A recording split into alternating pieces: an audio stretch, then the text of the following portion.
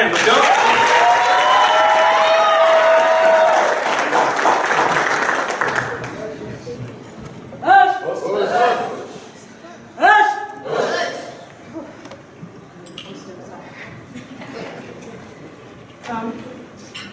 So leading up to promotion, I thought long and hard about what I could possibly write my essay on. There are so many life lessons that we learn in the dojo that are applicable in our everyday lives that it was hard to choose a story. So in preparing for promotion, of course, I'm running through the manuals and trying to make sure that I know all the curriculum. And in each of the manuals, there's 10 laws of success that are listed. So I decided to do my essay on those laws and my interpretation of them. Starting with number 10. The first law of success is action. Do it all. We've all heard the quote that something well done is much better than something well said. Thoughts or beliefs mean nothing if you don't have the action to back it up. People may doubt what you say, but they will never doubt what you do. Number 9, cooperation. Learning to work well with others. How important was it during this promotion to have those joining me on the floor or in the audience rooting me on and pushing me to continue? I want to say I love every single one of you all because I needed that. I'm sure my fellow promotees needed that. Right when we're really ready to give up, we say the definition of a Shakil warrior is one who's willing to go beyond the stopping point. But it's very difficult to do that if you don't have support, so I really appreciate that. Number 8, tolerance. Stay strong and keep going. This is much easier said than done, I know. But one thing I noticed about this list is that many of the laws listed are tied together. There will be days that your tolerance will run low. But those are the days when those relationships that you build through cooperation and learning to work well with others will come in handy. You'll need the push from those who mean you well to get you through. You'll also need to remember why you started in the first place. Stay strong, keep going. Why are we here? Number 7 and number 6, concentration and think accurately. They're so closely aligned that I wanted to address them together. We all know that really concentrating on something will help us to think accurately and make correct decisions. The key to this is remembering how to concentrate when others make it hard for you to do so. Focusing your eyes, mind, and body on the task at hand assists in concentration and more accurate thoughts. Number 5, self-control. Defined as the ability to control one's actions, feelings, emotions, and desires. A lack of self-control can ruin even the most well-thought-out plan. Someone with a strong sense of self-control exudes confidence, knowledge, and strong leadership skills. Number 4. Before I move on to number 4, can I get a warrior call? Warrior!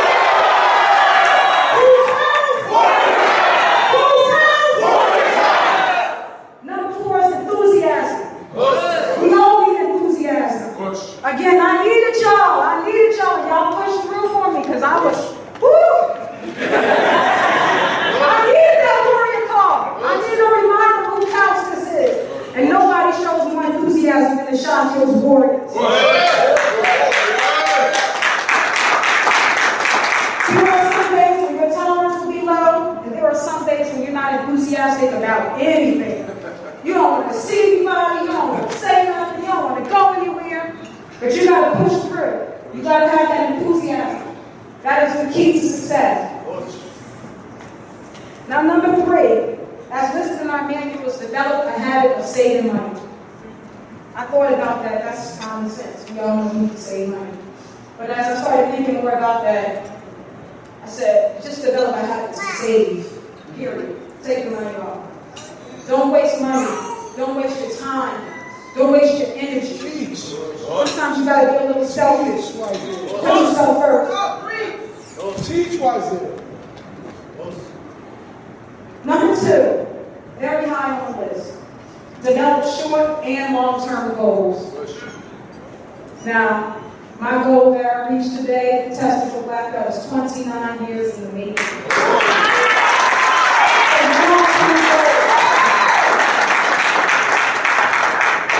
how do you define success if you don't achieve your goals? You have to have a starting point. That's why I'm so far up on the list. It's number 2 on the list. You first have to have a goal before you can decide whether or not you're successful at achieving that goal. So if that's number 2, that's your starting point, what could possibly be number 1? This one was really interesting because the beginner's manuals all the way up, before you get to breathe up.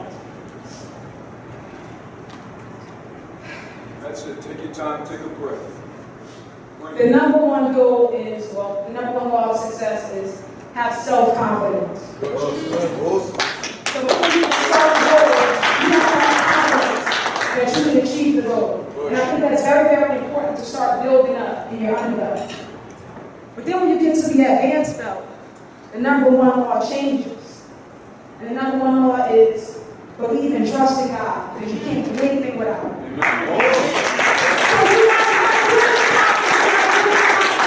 And then when you get to the advanced belt, it's like, slow down now. You can't do nothing without God. And that's what we do. And now you hear the prayers that I was spitting out on this floor today. I knew, God, please, please. But that's number 1. So those are the 10 laws of success. Thank you very much.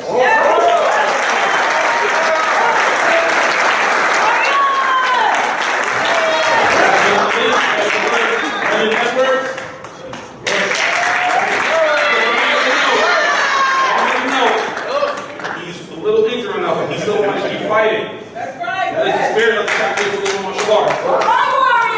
The one thing is that if you lose one arm, you got another one. That's right. You lose one leg, you got another one. As long as you have something to keep fighting with, you keep fighting. Us.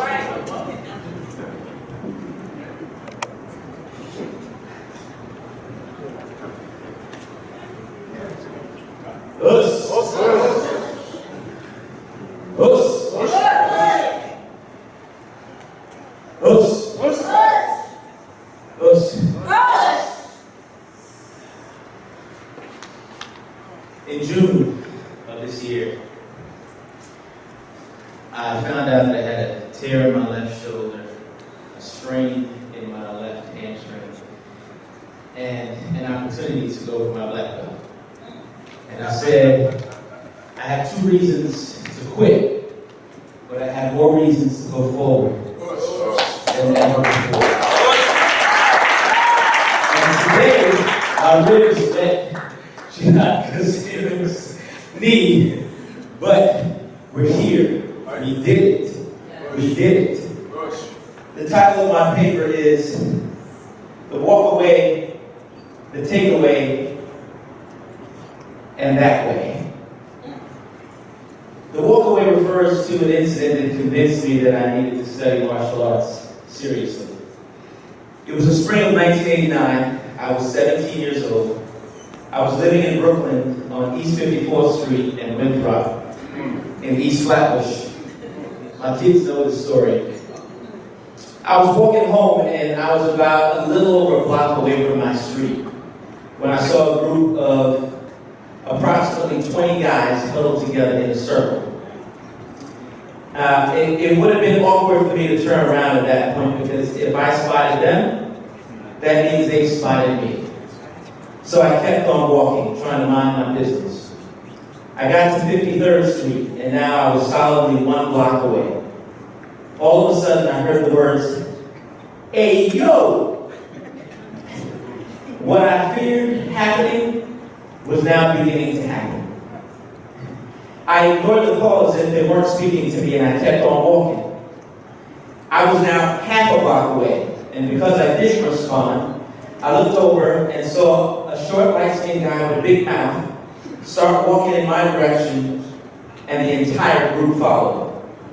Now, I didn't know any of them. I hadn't done anything to any of them. I was just an innocent church kid trying to walk home. It was a weekday. Earlier that day, I had attended an award ceremony at the police athletic league for an essay that I had written. And under my left arm, I was carrying a large plaque that I had been given in honor of my academic achievements. In my right hand, I had a Nike bag with new track flats that my father had purchased for me because after we left the award ceremony, we went to the sneaker store. I was a sprinter for the Bishop Lockland track team. I would say they had the best track program in the CHSAA in Brooklyn. Now, you might say, well then, why didn't you break into a sprint? Good question. For the ceremony, I had to dress to impress. I had on my tweed suit, skinny black knit tie, and leather-bottom designer shoes that my mother bought me from Stride. You might say I was well-dressed for the wrong occasion. Not only were the shoes constructed of slippery leather on the top, but they had slippery leather on the bottom. And in my household, we never believed in letting the heels on your shoes wear down, so therefore we had heel taps put on the heels of shoes. And we didn't believe in letting the front of your shoes wear down either, so I had heel taps on the front of my shoes. So with every step I took, I sounded like Sammy Davis Jr. and Savion Love. I couldn't run if I tried. The guys kept talking, but I couldn't hear what they were saying over the sound of my heart beating in my ears. By the time they were about 3 steps away, I had reached East 54th Street, and to create distance, I abruptly rounded the corner. Well, they followed. When they got close again, I just randomly crossed the street to create distance. They followed. And when I got close again, they got close again, I was about 5 houses away from my house. And I just made a decision to quickly turn and walk up a neighbor's walkway as if it was my own house. As soon as I did that, I heard the leader of the group say, "Oh, he's home, forget him." Some of them stood and watched. I made it up the stairs to the porch, rang the bell, and got ready to hug whoever answered the door like they were my biological mother. I survived, but I never forgot the feeling of being helpless, powerless, and not knowing what else to do other than walk away. That's the walk away. Now the takeaway is this. A takeaway is when a person leaves an experience sensing or knowing. And for me, the takeaway was that there had to be a better way. There had to be a better way to prepare for and handle a situation where you might not have an opportunity to simply walk away. Now, I believe that was a right decision for that day because you can't fight 30 people. But what if you had no choice? Then what? A few months after that incident with the gang, I lost a friend to violence on the street.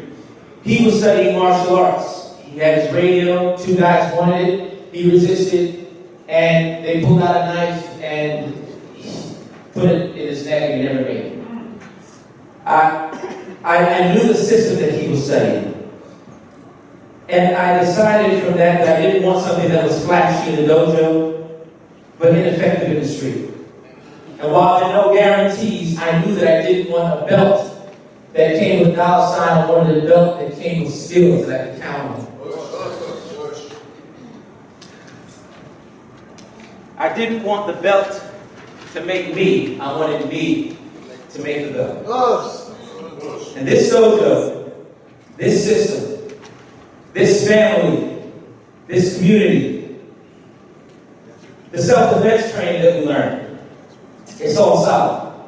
I'm not knocking anybody else's style, but this is solid. This journey to my black belt and my training has given me a better way, not just for self-defense, but a better way as an adult even for problem solving at work and dealing with the rigors of running a business and having a family. It's helped me keep my motor, my energy, my drive to excel, and the confidence to know that I can do it. If I can make it through belt promotion, whether beat, tattered, or torn, then I know I can make it through a case that I have to litigate. Trials can be exhausting, but today was no Sunday afternoon picnic. Training has also helped me with a better framework for dealing with people. As a lawyer and as a person with a heart for ministry, I interact with a lot of different people in a lot of different places at various times of day and night. Because of my training, I generally feel in control of my immediate physical environment. So whether it's a dude on the street, a homeless person in a train station, a high-profile client on the lights, cameras, or a corporate executive, everybody has two arms, two legs, and vulnerabilities. We're all human. We can choose not to fear and instead find a way to make a positive impact. Training here has even given me a better framework spiritually as well.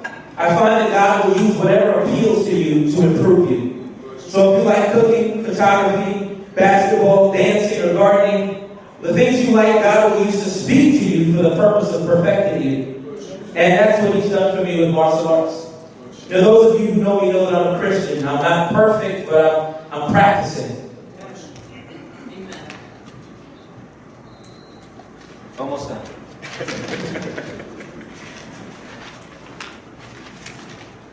In my devotional time, I felt one day like God challenged me to put as much effort in my spiritual security as I do in my physical security.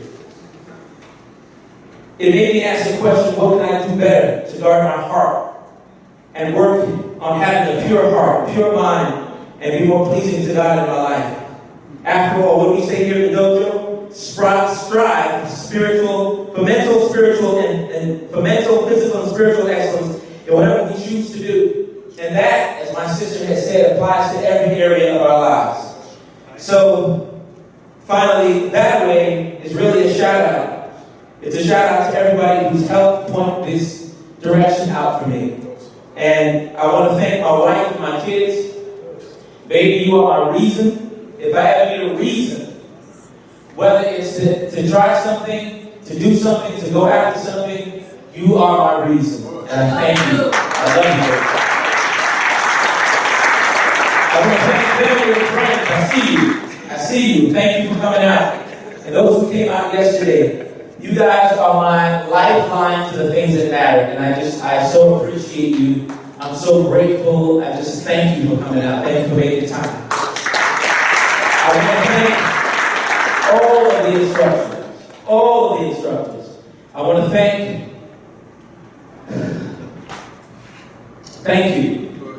Kevin Thompson, you are the reason why I took my green belt test. You're the reason why I took my brown belt test. You're the reason why I took my black belt test. The encouragement that I got off the floor, I thank you. I thank you. I thank you. All of you instructors, I consider you to be bank managers to this system. You are entrusted with something that is of immense value. You have the account numbers. You know everybody who has an account with the bank. And thank you for measuring out to us what we can handle, and at the same time challenging us to put more in that account. Thank you so that when we need to withdraw from that account, we have it there to get it. And I just want to thank each one of you for the time that you put in. Because you stand in those, you sit in those jackets, you stand, we can count on you when we need you. How many times have we called to add to text messages? What is this concept? What do you do here? What do you do there? And we can always get an answer. It's not, give me 24 hours to get back to you. It's the answer right there. Because you know the system. It's part of your DNA. And I want to thank you on behalf of all of us. Thank you for being entrenched in this system. Thank you, Shehan Kendrick, for all of your work on Saturdays and Sundays and 9 o'clock at night. All the sweat and all of the energy and effort that you put in. That does not go unseen. And we surround you, we're behind you, we're with you, we look up to you, and we will follow your lead. This dojo will follow your lead.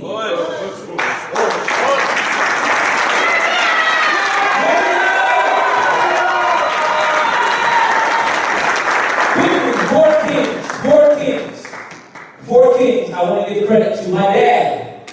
My father, that is the hardest work for anything. That is the hardest working man in show business. 3-4 jobs as I was coming up as a kid. That's the man who taught me, don't expect anything to be handed to you. Work for it. When I was 12 years old at boarding school, work for it. When was in college, worked for it. Law school, worked for it. My father, I thank you. I salute you as a king. I salute my Uncle Graham, who's not here. When I was a kid, he was my superhero. He introduced me to karate, okay? He's a detective with the New York City Transit Authority. That man would tell me I had to give him 4 of these and 5 of these as he made arrests to keep our streets safe. He was my superhero. I give credit to my spiritual father. He's not here, he's in Virginia today, because he's helped to keep me spiritually rooted. His name is Fred Lee, Pastor Fred Lee. And last but not least, I give credit to Grandmaster Kevin Thompson, who when I asked him if he would train me for my black belt, from his wheelchair said yes. You are my father in the arts. I love you. I appreciate you. I'm not going to cry. I'm old as sin.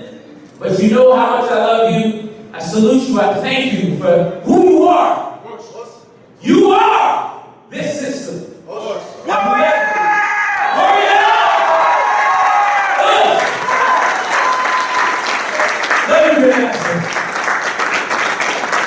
Three ladies, y'all are queens. Couldn't do this without you. Thank you for letting me be a part of your history. Us. Warrior! You move back. My team's partners go quickly. Right in formation, right back in formation, right back in formation. Let's go. Diamond formation. That's right. I can one more. Fix that uniform. Let's go. Let's give him another hand.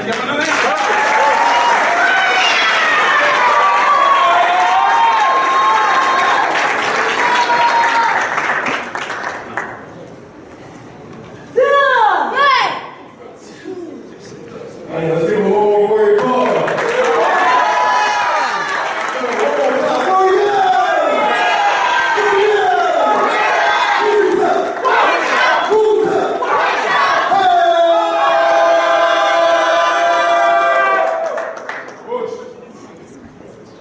I would like to thank all of you all for coming out one more time. This group right here represents so much to me and so much to the Wazirs you see behind me. They put so much work in over the summer. I remember when we sat down and we had our first meeting and we told them that they would be going up for promotion. We said, hey, we're gonna have to meet at least once a week. And they chose Sunday at 8 a.m. all summer, from June until now. And they barely missed a day. They stayed steadfast, and they stayed true to their training. They showed up at 8 a.m. They were doing 1,300, 1,400 jumping jacks that start off at 8 in the morning on a Sunday. They showed up and they put their hearts in it. They put their truly blood, sweat, and tears into this. So one more time, can we give them a round of applause? Come on.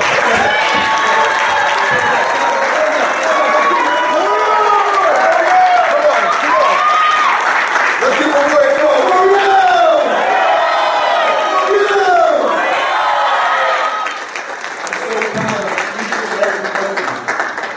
All of you guys have had your trials and your tests getting to this point today.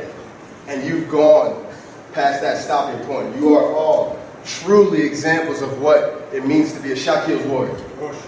And it's an honor for me to be able to present you all with your black belts. And without further ado, Shion Kendrick. I'm going to read the certificate of belt promotion. It reads, in the name of God, Grandmaster Kevin Thompson Shakil School of Martial Arts Karate Organization, Inc. presents the Black Belt Certificate to you, Michaela Morgan. Now it's showtime.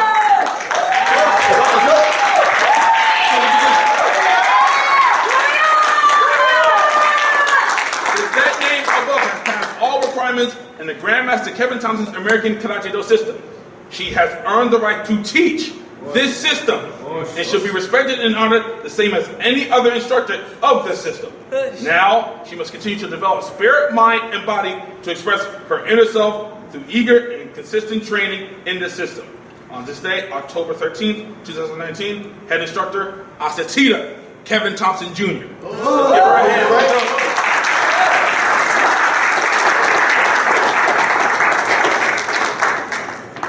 We would now like to... Will the proud parents of this young lady please stand up? And let's give a warrior call.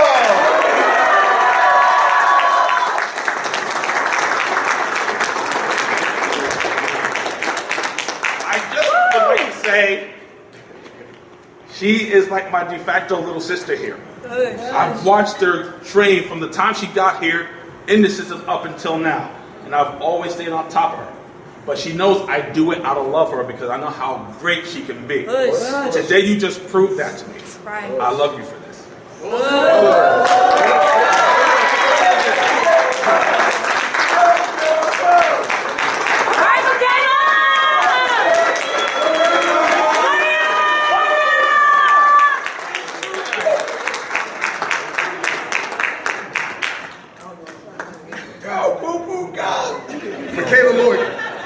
You are now considered a showdown in the Shakil School of Martial Arts. Wear this belt with pride and defend it at will. Hi! Man, black belts, come on. Everyone. Come in. Let's go. Come on. Everybody. Everybody get a hand in. Everybody get a hand in. Right here. And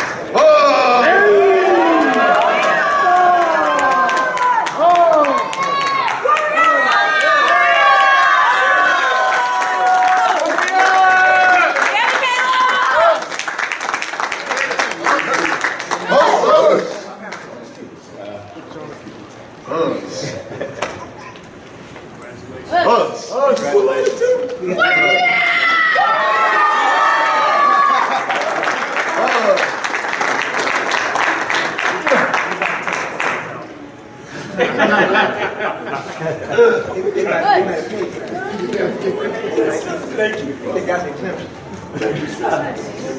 Mama Potter.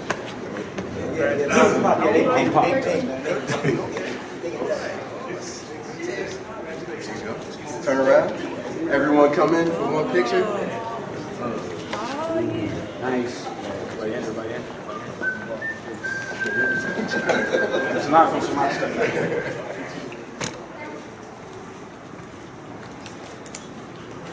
Aaliyah Brown Smith.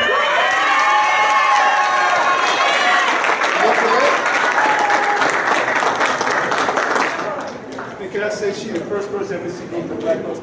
Watch. Where the proud parents please stand up.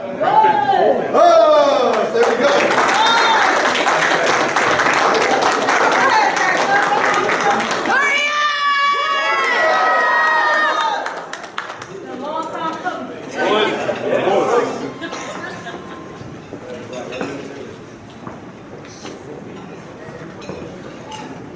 Mr. Lear, you are now considered a showdown in the Shakil School of Martial Arts.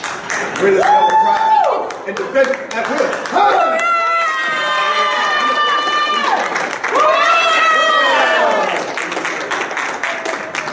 Everybody in there. Design!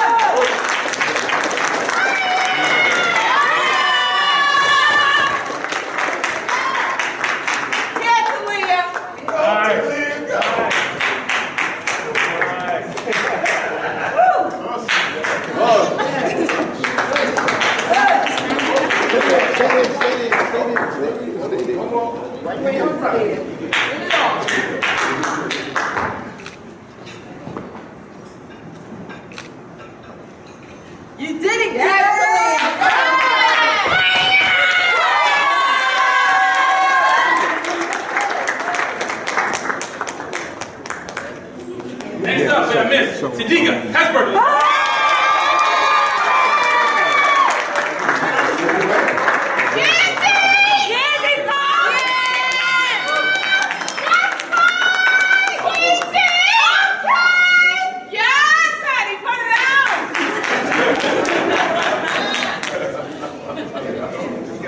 All right.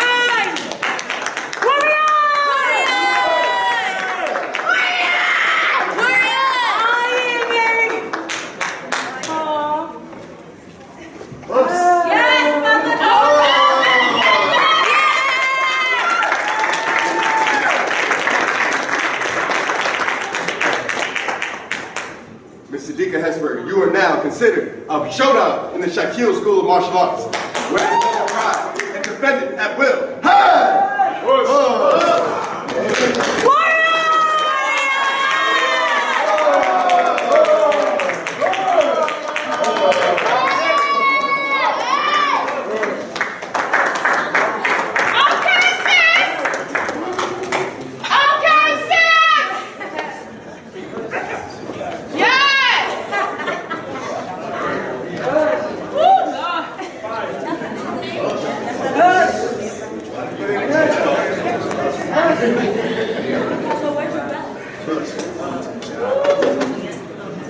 Proud of you, sis. Yes.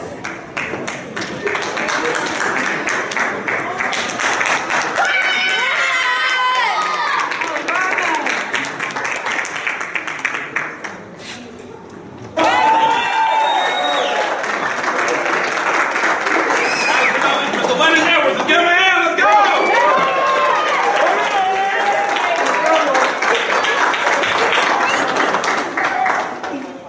His bondor was no cakewalk. He had two real serious guys in front of him.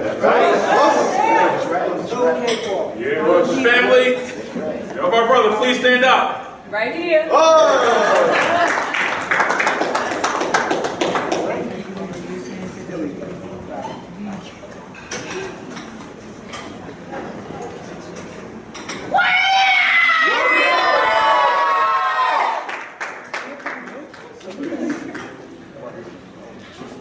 I'll take a picture.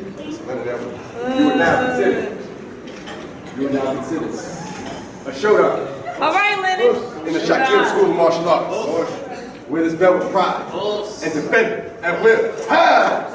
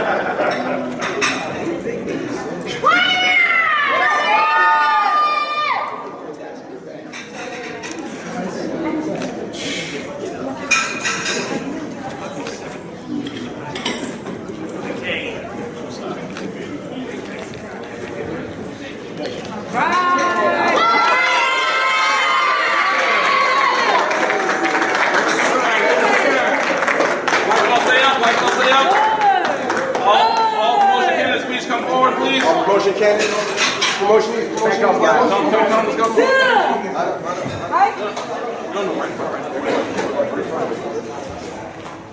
Beautiful promotion, guys.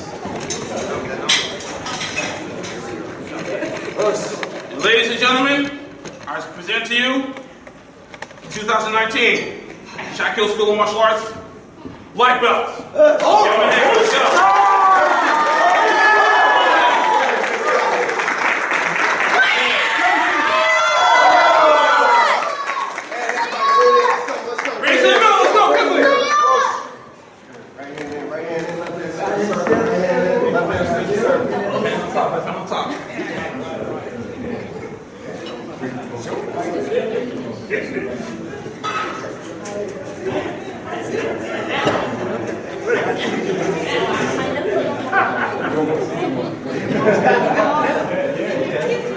Yes, sir. Everybody polite.